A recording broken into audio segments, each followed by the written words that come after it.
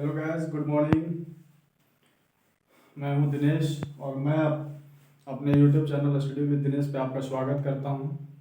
ठीक है, जैसा कि आप लोग हेडलाइन देख रहे होंगे, आज हम झारखंड के कला एवं संस्कृति के नए टॉपिक के साथ हाजिर हुआ हूं और आज का टॉपिक है हमारा झारखंड की भाषाएं। ठीक है, तो हम झारखंड की भाषाएं शुरू करने के पहले हम देखेंगे कि झारखंड में जो भाषाओं के जो भाषाएं बोली जाती है उनकी कौन कौन से परिवार पाए जाती है। ठीक है, किन किन परिवार की भाषाएं यहाँ पे झारखंड में बोली जाती है। ठीक है, तो शुरू आप यहाँ पे ध्यान दीजिए। झारखंड की भाषाओं को दो कैटेगरी में बांटा गया है। ठीक है, पहला जो है सदानी भाषा, जैसे वैसी भाषाएं हैं जो जनरली झारखंड के सदानी लोगों के द्वारा बोली जाती है। अब आप लोग पूछिएगा कि ये सदानी किसको कहा जाता है, तो सदानी जो गैर आदिवासी लोग होते हैं, हम लोग जैसे, ठीक है, जो 32 अनुसूचित जनजातियां हैं उनके अलावा जो झारखंड में लोग पाए जाते हैं उनको हम क्या कहते हैं, सदानी या सदान लोग कहते हैं। और उनके द्वारा बोली जाने वाली भाषाओं को क्या कहते हैं, सदानी भाषा कहते हैं। और जो आदिवासियों जो कि 32 अनुसूचित जनजातियां हैं, तो उनके द्वारा जो भाषाएं बोली जाती है उसको क्या कहेंगे, आदिवासी भाषा। ठीक है, जो सदानों के द्वारा भाषाएं बोली जाती है, ठीक है, जैसा कि आप यहाँ पे देख रहे होंगे, जो सदानों के द्वारा भाषाएं बोली जाती है, ठीक है, उस भाषा को हम क्या कहते हैं, भारोपीय भाषा परिवार। क्या कहते हैं, भारोपीय भाषा परिवार कहते हैं। ठीक है, और ये सदानी भाषा कौन कौन से होते हैं, हिंदी, खोरठा, पंचपरगनिया, ठीक है, करमाली या इसको कुरमाली भी कहा जाता है, और एक है नागपुरी। तो टोटल झारखंड में जो सदान लोगों के द्वारा बोली जाती है भाषाएं, ठीक है, उनमें 5 भाषाएं मुख्य रूप से हैं, हिंदी, खोरठा, पंचपरगनिया, करमाली और नागपुरी। ठीक, नेक्स्ट है हमारा आदिवासी भाषा। तो आदिवासी भाषाएं जो झारखंड में बोली जाती है आदिवासियों के द्वारा, उन भाषाओं को 2 भाषा परिवार में बांटा गया है। ठीक है, पहला द्रविड़ भाषा परिवार, दूसरा ऑस्ट्रिक या फिर ऑस्ट्रो एशियाटिक भाषा परिवार। ठीक है, तो द्रविड़ भाषा परिवार, जैसे हम जानते हैं कि झारखंड इंडिया में जो स्थापत्य कला की 2 शैलियां पाई जाती है मुख्य रूप से। ठीक है, एक पाया जाता है द्रविड़ शैली और एक पाया जाता है नागर शैली। तो द्रविड़ शैली जो स्थापत्य कला है वो कहाँ पे पाई जाती है, साउथ में, मुख्य रूप से साउथ मतलब कहने का मतलब नर्मदा नदी के दक्षिण का जो एरिया है, या गोदावरी कह सकते हो कि गोदावरी जो नदी है उसके दक्षिण साइड में जो पार्ट है, ठीक है, उसको हम क्या कहते हैं, उधर की जो उसके उधर, या मेनली गोदावरी नहीं, नर्मदा ही मान के चलो। तो नर्मदा नदी के दक्षिण में क्षेत्र पाया जाता है, उधर जो स्थापत्य कला की शैली है उसको हम द्रविड़ शैली कहते हैं, और उत्तर में जो पाया जाता है नर्मदा नदी के उत्तर में उसको नागर शैली कहते हैं। तो उसी टाइप से यहाँ जो ये द्रविड़ भाषा परिवार है, मुख्यतः जो साउथ में भाषाएं बोली जाती है, साउथ में, ठीक है, अधिकतर जो साउथ में भाषाएं बोली जाती है उसको हम शास्त्रीय भाषा कहते हैं। ठीक है, तो उन्हीं भाषा जो द्रविड़ भाषा परिवार है उसी से बिलोंग करती है हमारी झारखंड में बोली जाने वाली 2 भाषाएं। कौन कौन, ये जो कुड़ुक है और माल्टो, ठीक है, इसी को मालता भी कहते हैं। तो 2 द्रविड़ भाषा परिवार की भाषाएं झारखंड में बोली जाती है। नेक्स्ट है हमारा ऑस्ट्रिक भाषा या परिवार, या तो फिर ऑस्ट्रो एशियाटिक भाषा परिवार। तो ऑस्ट्रिक जो भाषा परिवार है उसमें कौन कौन सी भाषाएं बोली जाती है, संथाली, मुंडारी, हो, खड़िया। ठीक है, तो ये 4 भाषाएं जो है ऑस्ट्रिक या फिर ऑस्ट्रो एशियाटिक भाषा परिवार से जो बिलोंग करती है वो 4 भाषाएं। ठीक, अब हम क्या करेंगे, इन सारी भाषाओं को एक एक करके डिटेल में देखेंगे। अब पहले हम देखेंगे संथाली भाषा को। ठीक है, यदि आप संथाली भाषा के बारे में आप यदि आप नहीं पहले पढ़े होंगे तो इतना तो आप जरूर पढ़े होंगे कि जब इंडियन पॉलिटी आप पढ़े होंगे तो उसमें आपने देखा होगा कि जो 92nd कॉन्स्टिट्यूशन अमेंडमेंट हुआ था, कब हुआ था, 2003 में हुआ था। तो उसमें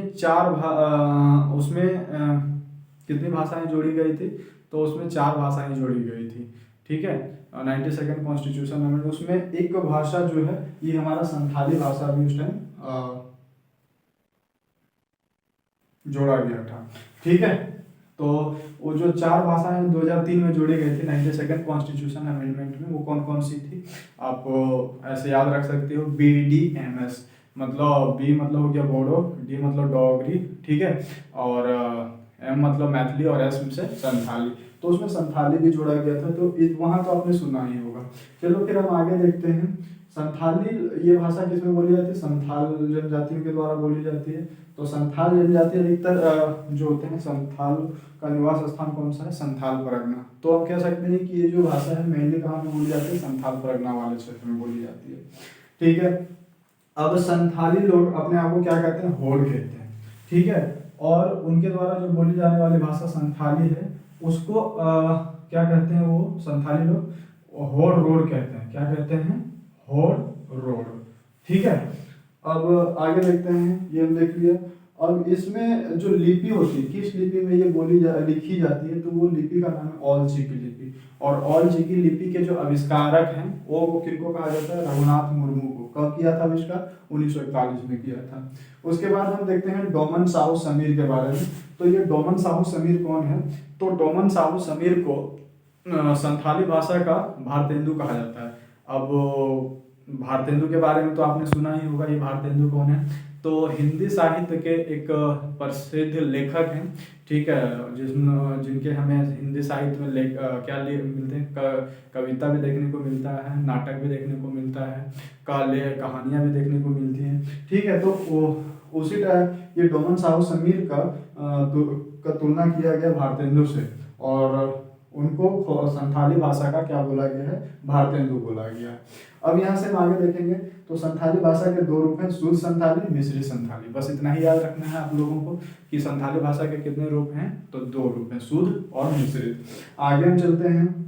शुद्ध का कहने का मतलब सिंपल, आपको मीनिंग से सब, जिसमें किसी अन्य भाषाओं का कोई मिश्रण नहीं पाया जाता है। और मिश्रित संथाली में हम देखेंगे या फिर आगे भी अन्य भाषाओं में आपको देखने को मिलेगा कि जो संथाली भाषा है उसमें किसी और अन्य भाषाओं का भी जब प्रभाव पड़ता है, तो जो नई भाषा का निर्माण होता है तो वो कहलाती है मिश्रित संथाली। ठीक है ना, और ये हमने तो देख चुका है, अभी हमने बता दिया कि 92nd कॉन्स्टिट्यूशन अमेंडमेंट जो कि 2003 में हुआ था, में संथाली भाषा को संविधान की 8वीं अनुसूची में जोड़ा गया। अब वो 8वीं अनुसूची में आपको पता होगा कि संविधान की 8वीं सूची में जब संविधान का गठन हुआ था तो मूलतः 14 भाषाएं थी, लेकिन वर्तमान में इसमें टोटल 22 भाषाएं हैं। और ये 22 भाषाएं कैसे आई, तो 3 कॉन्स्टिट्यूशनल अमेंडमेंट हुआ, उसके बाद संविधान में अब टोटल 22 भाषाएं हैं। ठीक है, आगे हम देखेंगे मुंडारी भाषा। तो मुंडारी नाम से ही स्पष्ट है कि मुंडा जनजातियों में बोली जाती होगी, या मुंडा जनजातियों के द्वारा बोली जाती होगी। और मुंडा जनजातियों का जो मूल निवास स्थान है वो किधर है, वो छोटा नागपुर वाले क्षेत्र में, उत्तरी छोटा नागपुर, दक्षिणी छोटा नागपुर वाले क्षेत्र में है। ठीक है, और इस भाषा के जो मुंडारी भाषा है इसके 4 रूप हैं। कौन कौन, हसद मुंडारी, तमड़िया मुंडारी, केर मुंडारी और नागौरी मुंडारी। अब हम हसद मुंडारी की बात करें तो इनको बस क्षेत्र के आधार पे इनको अलग अलग रूप, मतलब रूप का दर्जा दिया गया है। तो हसद मुंडारी ये खूंटी वाले क्षेत्र में बोला जाता है। किधर बोला जाता है, खूंटी वाले क्षेत्र में। तमड़िया मुंडारी, जैसा कि हम जानते हैं कि तमाड़ जो है रांची का एक परगना भी है, ठीक है, या प्रखंड कह सकते हो। तो ये तमड़िया मुंडारी तमाड़ वाले क्षेत्र में बोली जाती है। केर मुंडारी यदि हम बात करें तो ये रांची वाले क्षेत्र में बोली जाती है। कहाँ पे बोली जाती है भाई, ये बोली जाती है तुम्हारे रांची वाले क्षेत्र में, तमड़िया बोली जाती है तमाड़ वाले क्षेत्र में। ठीक है, और नागौरी मुंडारी जो है इसका क्षेत्र स्पेसिफाई नहीं है, लेकिन ये नागौरी मुंडारी में किसका प्रभाव मिलता है हमें, नागपुरी भाषा का भी मतलब इसमें प्रभाव मिलता है। इसलिए ये जो नागौरी मुंडारी है नागपुरी प्लस मुंडारी भाषा का मिश्रित रूप है ये। ठीक है ना, आगे हम तीसरा भाषा देखेंगे जो कि कौन सा भाषा परिवार से, ऑस्ट्रो एशियाटिक भाषा परिवार से, वो है हमारा हो। अब हो के बारे में आपने यदि झारखंड में जनजाति विद्रोह आपने पढ़ा होगा तो आपने देखा होगा कि हो जनजातियों का जो मुख्य निवास स्थान है वो कौन सा है, तो कोल्हान क्षेत्र है। ठीक है, तो ये हो जनजातियों के द्वारा बोली जाती है और कहाँ पे बोली जाएंगी, ये कोल्हान वाले क्षेत्र, कोल्हान क्षेत्र। कोल्हान क्षेत्र जो हमारा कोल्हान प्रमंडल है उसमें कितने जिले हैं, तो 3 जिले हैं। कौन कौन, पूर्वी सिंहभूम, पश्चिमी सिंहभूम और तीसरा बताओ आप लोग बताइए, सरायकेला खरसावां। ठीक है ना, तो सरायकेला खरसावां उसी क्षेत्र में ये बोली जाती है। और इसकी जो लिपि है, हो भाषा की जो लिपि है वो है बारंग चीती लिपि। कौन सी लिपि है, बारंग चीती लिपि। ये आप लोग याद रखिएगा, बहुत इंपॉर्टेंट है कि हो भाषा, एक तो हमारा ओल्ड जी की लिपि संथाली भाषा का लिपि है और हो भाषा की लिपि कौन सी है, बारंग चीती लिपि। आगे हम लोग देखते हैं खड़िया भाषा। तो खड़िया भाषा सिंपल, खड़िया कुछ नहीं याद रखना है, बस आपको याद रखना है खड़िया भाषा जो है खड़िया जनजाति की भाषा है। और ऑस्ट्रो ये हमें उसी भाषा परिवार में देखिए कि ऑस्ट्रिक भाषा परिवार से ये संबंधित है। ठीक है, तो ये हमारा कंप्लीट हो गया ऑस्ट्रिक भाषा परिवार। अब हम देखेंगे द्रविड़ भाषा परिवार। कौन सा भाषा परिवार है ये, तो द्रविड़ भाषा परिवार है। तो हम द्रविड़ भाषा परिवार के बारे में बता दिए कि साउथ में जो भाषा है जितनी बोली जाती है वो सारे द्रविड़ भाषा परिवार से बिलोंग करती है। ठीक है, तो झारखंड में कौन कौन सी भाषाएं हैं जो द्रविड़ भाषा परिवार से, तो पहला कुड़ुक, ठीक है, और दूसरा माल्टो या माल्टा। तो कुड़ुक भाषा जो है उरांव जनजातियों के द्वारा बोली जाती है। ठीक, और माल्टो या माल्टा जो भाषा है वो कुड़ुक भाषा का ही एक रूप है। और ये किनके द्वारा बोली जाती है, तो 2 जनजाति याद रखिएगा, माल पहाड़िया और सौलिया पहाड़िया। तो 2 जनजातियों के द्वारा ये भाषा बोली जाती है। कौन सी, माल्टो। ठीक, तो ये हमारा कंप्लीट हो गया 2 जो आदिवासी भाषाएं हैं, ठीक है, या जनजातीय भाषाएं हैं। अब हम देखेंगे लास्ट जो हमारा है सदानी भाषा, जो कि झारखंड में सबसे ज्यादा सदानी भाषा ही बोली जाती है। क्योंकि हम जानते हैं कि झारखंड में जनजातियों का प्रतिशत कितना है, ओनली 26% है। बाकी तो क्या है, सदानी लोग ही है ना। तो मतलब सदानी लोग कहने का मतलब ओबीसी, एसटी, एससी, जनरल, ये सारे लोग किस में आ जाएंगे, तो ये सारे लोग जो है सदानी लोग कहलाते हैं। और इनकी जो भाषा है उनको क्या कहा जाता है, इनकी जो भाषा है उसको कहा जाता है भारोपीय भाषा परिवार। भारोपीय 2 शब्दों से मिलकर बना है, भारत प्लस यूरोपीय। मतलब इन भाषाओं में किनका किनका प्रभाव मिलता है, तो मतलब भारत की जो भाषा है, इंडिया की जो भाषा है, प्लस यूरोप की जो भाषा है, उन दोनों का प्रभाव इनमें देखने को मिलता है। ठीक है, तो हमारा पहला जो सदानी भाषा है वो है खोरठा। और इसकी जो खोरठा भाषा की लिपि है वो कौन सी लिपि है, खरोष्टी लिपि है। खोरठा भाषा की जो लिपि है वो कौन सी लिपि है, खरोष्टी लिपि है। ठीक है, और ये क्षेत्र, ये भाषा कहाँ पे बोली जाती है, तो ये भाषा जो है हजारीबाग, धनबाद, गिरिडीह, रांची, पलामू, संथाल परगना। अभी जैसे आप देख रहे होंगे कि जो झारखंड सीजीएल के लिए जो खोरठा का सिलेबस है, ठीक है, वो सब खोरठा का जो सिलेबस है वो सबसे बड़ा है। और खोरठा के जो अभ्यर्थी हैं, ठीक है, अपने सिलेबस को अन्य भाषाओं के तुलना में मतलब बड़ा होने के कारण विरोध भी कर रहे हैं कि हमारा भी सिलेबस अन्य जो भाषा पेपर 2 के जो अन्य भाषाओं के जो सिलेबस है उनके तुलना में बराबर किया जाए। ठीक है, इसीलिए लगातार इनका ये विरोध चल रहा है। एक बार सिलेबस छोटा भी हुआ था, लेकिन देखिए आगे क्या होता है। तो ये भाषा कहाँ पे बोली जाती है, हजारीबाग में, धनबाद में, गिरिडीह में, रांची, पलामू, यहाँ तक कि संथाल परगना में भी। तो जितने भी लोग इसमें झारखंड सीजीएल में फॉर्म अप्लाई करेंगे उसमें अधिकतर लोग जो अभ्यर्थी होते हैं हर बार का यही रहता है रिकॉर्ड कि खोरठा भाषा पर से वो ज्यादा लोग होते हैं। ठीक है, आगे हम देखते हैं पंच परगनिया भाषा। कौन सी भाषा है, पंच परगनिया। तो पंच परगनिया के पहले मैं बता देना चाहता हूँ कि ये भाषा जो है पंच परगनिया भाषा कि पंच परगना किसको कहा जाता है, पंच परगना क्षेत्र किसको कहा जाता है। तो पंच परगना जो क्षेत्र है रांची के 5 परगना से मिलकर बना हुआ है। कौन कौन सा है, बुंडू है, तमाड़ है, सेली है, और कौन है, सोनाहातू, और एक और कोई है। आप थोड़ा यदि आप लोगों को पता हो तो कमेंट करके जरूर बताइएगा। ये पांचवा जो परगना को मिला करके जो क्षेत्र बनता है उसी को हम कहते हैं पंच परगना क्षेत्र, और इसमें जो भाषा बोली जाती है उसी को हम कहते हैं पंच परगनिया भाषा। नेक्स्ट है कुरमाली भाषा या करमाली भाषा। तो ठीक है, नाम से ही स्पष्ट है कि किसमें बोली जाती होगी, तो कुर्मी एक जाति होती है, ठीक है, जो कि शायद ओबीसी 1 कैटेगरी में आती है, ठीक है। तो उनके द्वारा ये भाषा बोली जाती है। नाम कौन क्या हो गया, कुर्मी जाति की भाषा है। और यही सेम इसका भी क्षेत्र वही है, रांची में बोली जाएगी, हजारीबाग, पलामू, गिरिडीह, धनबाद वाले क्षेत्र में बोली जाती है, ठीक। नेक्स्ट हमारा जो है सलानी भाषा वो है नागपुरी। कौन सी भाषा है, नागपुरी भाषा है, ठीक है। और नागपुरी भाषा जो है जैसा कि नाम से लग रहा है कि नागवंशियों की ये मातृभाषा है, ठीक है। इसका विकास जो हुआ है वो मगधी प्राकृत भाषा से विकास हुआ है। और जैसे इसमें नागपुरी भाषा में बहुत सारे कवि हुए होंगे, लेकिन जो प्रथम जो ज्ञात कवि हैं उनका नाम है बेनीराम मेहता। और बेनीराम मेहता की जो रचना है, मुख्य रचना, उसको हम कहते हैं नागवंशावली।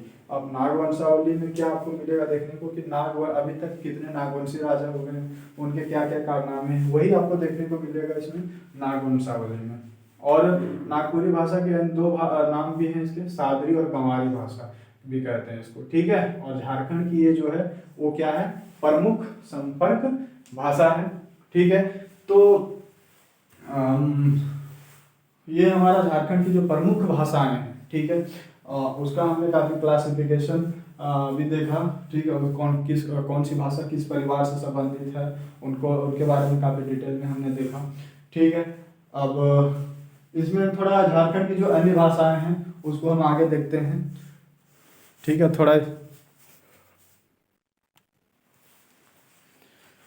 हाँ, तो हमने झारखंड की जो मुख्य भाषाएं थी उसको हमने देख लिया था। अब हम झारखंड की अन्य प्रमुख भाषाएं जो हैं उनको देखेंगे, ठीक है।